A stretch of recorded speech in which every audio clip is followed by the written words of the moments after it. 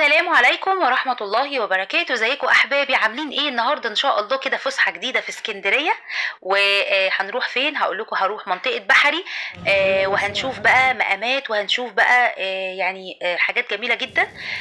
طبعا احنا بغض النظر طبعا لازم نعرف كده في البداية الموضوع المقام. احنا ما بنروحش الاماكن دي عشان نتمسح في المقام او ان احنا هنستجاب دعوة هناك.